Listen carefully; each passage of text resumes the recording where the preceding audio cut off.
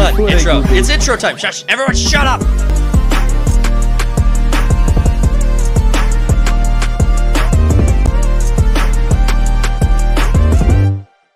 Let's jump into our second story of the day. We got, now that the tax documents have come out for Disney Star Wars, we now know that they have lost $230 million on this project. Dang. Yeah, the original reported budget was 180, which would equate to like 23 million dollars an episode. Yep. And now this has come out. I'm trying to, what the 230 million across that many episodes. And like, you pay your actors, you pay your actors, you pay your staff, you pay everybody to keep this project going and get it afloat. The actors deserve to get paid? No. Please don't. Please don't assume anything I didn't say. But no. So now it comes out to $28.75 million an episode. Dude, that ended homeless with that. You could have ended homelessness in America for that much money. Yeah, we got Acolyte. We got the Acolyte. Great decision. Oh, that's funny. No, that's great. What was I?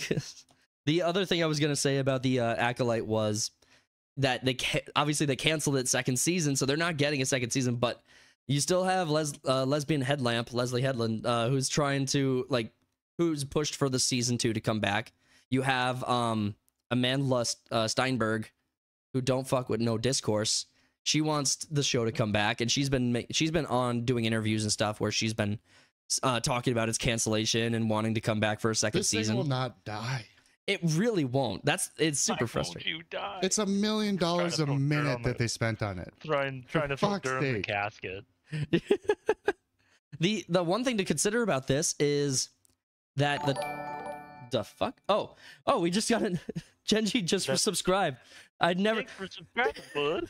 We've really appreciated subscribers joining the channel, but it doesn't happen live, so that's the first time the alert has populated. So no, it happened the other day actually on you too. So Genji, you scared the shit out of me, but thank you so much for joining into the stream. We do have comments and chats posting on the screen, so let us know if you have any topics you want us to, or you want to hear about, or any questions you want us to try to answer for you. The Acolyte is the Acolyte's one thing to consider when it comes to how much money was spent on a project. However, Lord of the Rings of Power cost that's $1 billion 2-season project. Yeah, I think so. They had to spend like $500 million or whatever on the rights, and then another half on first season. So there's the $1 billion there, and then we don't know the budget on this season yet, but it's fucking insane how much money where's the money, Lebowski? Well, the other, where's the money? Well, so obviously at this point we're talking about the Acolyte, and Rings of Power is just kind of segueing into this topic, so we're kind of covering both. But there was some news with Rings of Power where they were discussing how they had lost half of their remaining viewership into season 2. So they had bad viewership. You remember the ratings. You remember Amazon had the embargo, and they were removing all of the reviews that people were posting about Rings of Power season 1. Now I don't remember how many people were actually watching it though. Do you have? I don't remember the exact number, but from the beginning to the end of season 1, they lost 63% of American viewers. Yeah. Yep. And then half of that for season 2. Yep, they lost half of their audience going into season 2. So again, not trying to segue. Yeah, they've lost so much. Well, I mean, you have these people. Oh my God, Rings of Power could be a fucking tangent for me. So I'm gonna do my absolute best to stay off it. I will say that the show would agree with the show, right? What's that? Tolkien would agree with the show. Tolkien would agree with the show. Never. I think. Well, Christopher Tolkien, Tolkien's son, actually had criticisms about Peter Jackson's trilogy. I remember. No, not his son, his grandson, Simon. Okay. Simon's the one that freaking hates Peter Jackson. Okay, I thought it was Chris, but I could be wrong on that, so I'll defer to you. But yeah, Chris was the chill one. Yeah, Chris was the one who did the editing for the Silmarillion and the editing for his other projects. His work complementing his father's project and his legacy are, God, I hope I someday have a kid who's like, oh man, all these unfinished projects my dad made that are really great. I think I'll dedicate my life to making sure that that goes smoothly. Well, you have to build a He's gonna legacy burn before your- that, bud. Yeah, he's Fucking- gonna burn your empire to the ground on purpose. Yeah, that's far more likely. It's more likely one of you guys with the password to the YouTube channel will just fucking delete everything. Delete everything. It's far more likely. Kill I'm, the past if you have to. I'm far more likely to say some off-colored topic to Slim and have him just purge the channel. Yeah, it won't even be on purpose, so it'll just be accident. I was trying to update a video and just delete the channel by accident. Everything? When you see the baby for the first time, it's like, it looks like a little alien, and then just purges everything. Tell Slim, why is your baby black? Slim, why is your... Talk about my kid that way. But okay, so your life. Acolyte Rings of Power. Let's recap a little bit on Acolyte. Acolyte Rings of Power. What the fuck did I just say? I don't know. Got there. No, we understood. We were gonna let it slide, but you brought it up. We're rooting for you, stroke. Tox. We're rooting for you. No, so Acolyte. I almost said it again. Holy crap. Acolyte. So you had the project before the project came out. They were attacking the fandom for being racist. Remember? Okay, so they had that. Yeah. So they had articles coming out months before the project was set to release, and we were reacting to that, and we were saying, okay, this is a great start. So we already know where you're at with this. We already know that you don't actually want the fans to watch this. They said it was going to be super gay. They said it was going to like The gayest Star Wars, yes. it was going to be the gayest Star Wars. They made it very clear that lesbian headlamp, Leslie Which is Headlamp, not even that gay, really. right? It really wasn't. I mean, the Covenant of Lesbian Space Witch is, but we've seen that before. yeah. But then you had the project get released, and you had I think a lot of people gave it a fair shot. Slim, you started strong with it, right? Like you I watched a few. I watched a couple episodes, and then I'm like, this is terrible. So Before- I stopped watching it. I got to episode 6. It just started breaking kind of like lore and kind of. Yep. Oh, I didn't even know you watched any of it. I watched I episode watched 6. a few episodes. I watched episode 6 because when we did our first reaction / review to it, several episodes had already come out, and we gotten up to the lesbian witches scene where it was like the Yeah. power of one, the power of I two. wanted to have at least a little information and The not just power of talk about a subject without many. seeing a little bit. And then the rest of the episodes I watched Jeremy's review on them to at least Oh, yeah. have Yep. an indication, and he never had a good thing to say about any of the episodes. Yeah, I just watched other people watch it and comment on it. Yeah. I He think was like drinking every of his episodes. He's like, well, I'm on I guess I'm drinking every Monday now. run out of scotch or whatever. unlike every Yeah. I think the Acolyte was unique in the sense that it really broke a lot of Star Wars like holdouts. People who were like, we're staying in Star Wars. Disney's like making not great shit, but it's still Star Wars. It's still the fandom I grew up with. It's still the universe I Yeah. grew up with. And The then problem was they released good things once in a while there too. At least what people liked, Like The what? Mandalorian and Mando. the Boba Fett book. Some people liked the animated series. I liked. So it's not like they didn't sprinkle in some good here and there. I think season 1 of Well, Mando is that's what- probably the only good thing. That's what like kept people at least like hooked a little bit to deal with this kind of stuff. Is Yes. once in a while they sprinkled in good stuff. Well, and I think they sprinkled in. Okay, I hear what you're saying, Slim. I would push back and say they sprinkled in medium stuff. Nothing that breaks the mold as Fair. far as like great or good. Fair. But I'd say I that agree with you. I'd say Star Wars fans were getting this like taste of like they were in a desert, getting a taste of water every day, and they were like, we can keep going. Why are we always on Mm-hmm. Tatooine? The only thing I really, I guess, as you say that, I really enjoyed was the Bad Batch. I stopped watching the Mandalorian, and the Book of Boba Fett was good, like you said. It wasn't breaking any molds.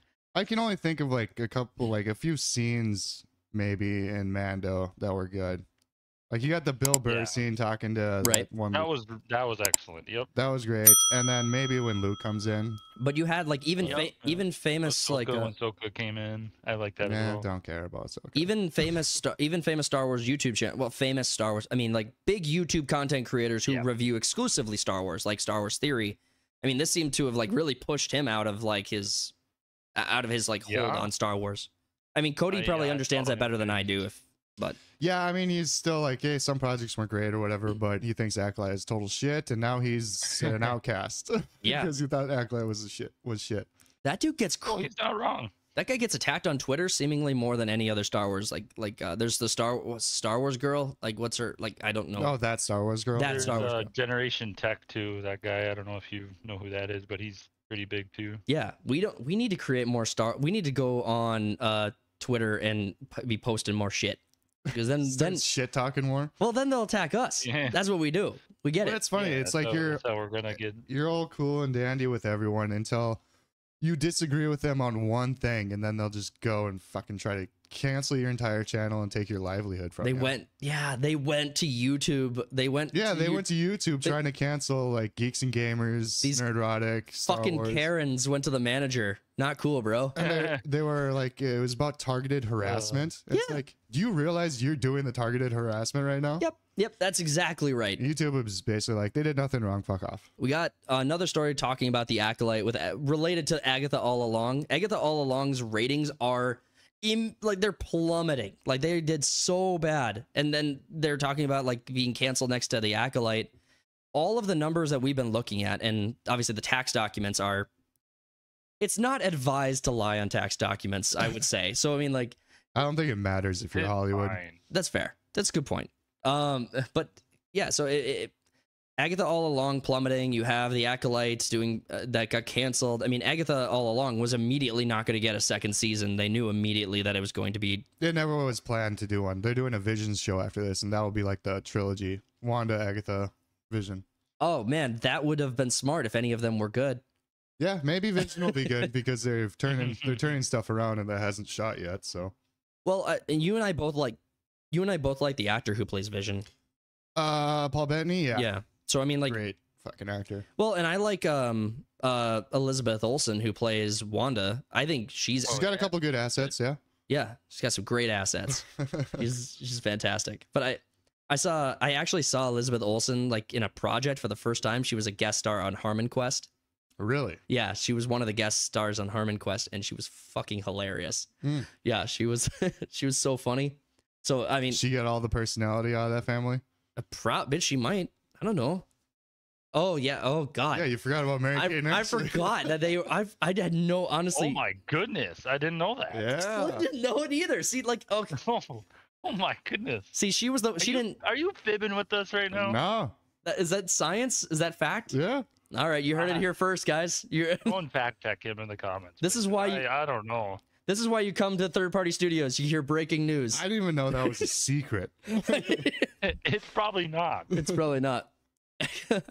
But no, I mean, Marvel. The thing with Marvel is that they have every single tool they could possibly need to continue to create billion-dollar movies over and over and over again.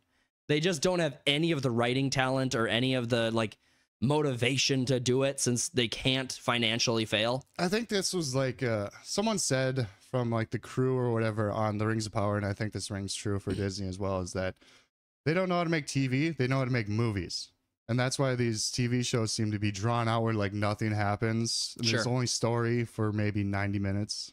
I'm not convinced okay, so I hear you. I'm not convinced the showrunners for Rings of Power could make I don't think they could I don't think they could write a blog. Oh yeah, I don't think they could create anything. I was saying it was like not a cast member, a crew member. Or something. Oh, okay. Like, so we don't do these fucking right. It wasn't an on the street interview. It was just a guy who said something. All right. So we all get to appreciate the fact that the Acolyte's not coming back. Agatha All Along won't be a second season. We'll have to suffer through Vision, but I think Secret Wars will be the death rattle. I think that'll be the death. Well, roast. the next one is 2025, right? Secret Wars. Captain African American New World Order or whatever the hell it is. Soldier. Yeah. No, or is it Thunderbolts next? I think Thunderbolts is next. Nah, I think it's flip flop. Either way, they're both coming out next year. You know what's weird is this year. every time we talk about Captain African American and the World Order of bad.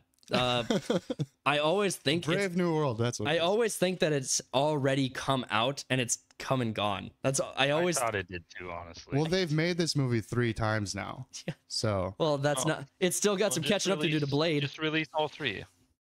It's still catching up. Apparently the first first edit was so bad it didn't even go to like screening, not like screens, but like test screens. Right? Yep. It was an in-house screening, and they're like, "Wow, we gotta change it up." That's not good. That's insane. You gotta do better, Senator.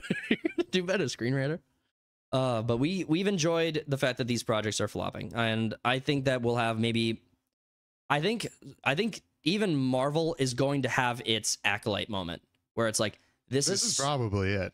It's the same show. It's another lesbian coven of witches. Well, the TV shows I don't think are going to be it. I don't think those are going to. I think it has to be a movie that's so like bad. You got the Marvels. That was horrible. Yeah, I agree. I agree it was bad. We watched it. We did a review on it. Go check out the review.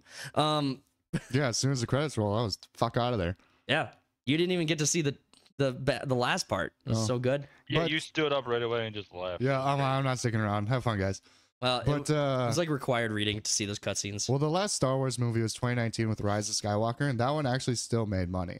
Right. Exactly. So like, So well, even like I'm not trying to just shit on like I won't say who it is, but someone who I'm really close to had me pinned down while we were like having a conversation when he was had smoking. you pinned down? Oh yeah. Wow, Well, it was great. But that's news. he's asking me, he's like, "Hey, have you seen Rings of Power? It's really good. You like Lord of the Rings, right? I think you'd like it." I was like, And then you ended "What the the friendship with them. fuck did you just say to me?" Haven't talked to him since. My Well, mom and sister both said the same thing. They're like, "Oh, it's not that bad," and I haven't talked to him since. yeah, I disowned them.